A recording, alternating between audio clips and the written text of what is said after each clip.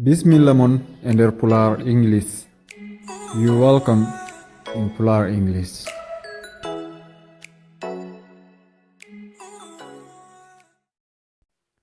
Mas is ill. He is in bed. Mas sellani. Omona de ombaldi. I'm not Swiss. I'm French. Wana Swiss najo. Mi France najo. Mr. Taib is my neighbor. He is very friendly. Taib koko didam. Mo unifi. These chairs aren't beautiful, but they are comfortable. Dido sezuchi Jordani. Kono edidati. You are tired. No, I'm not. I'm fine. Ka tampudu.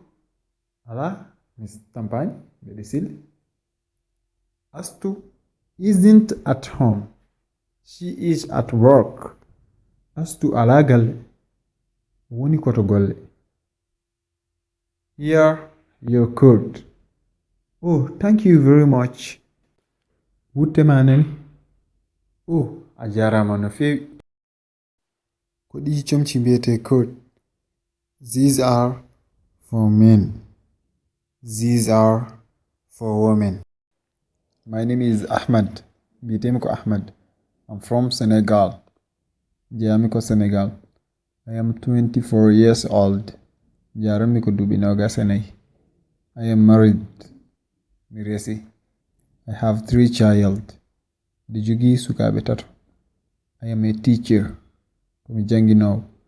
My father is a farmer. Babam Kodemo. My mother is a housewife.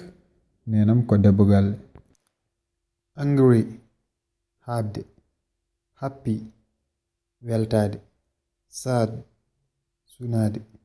Strong. Simbudi. Tall. Jolude. Tired. Tampudi.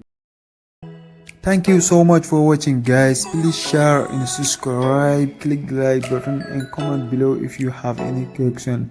See you next time. Bye.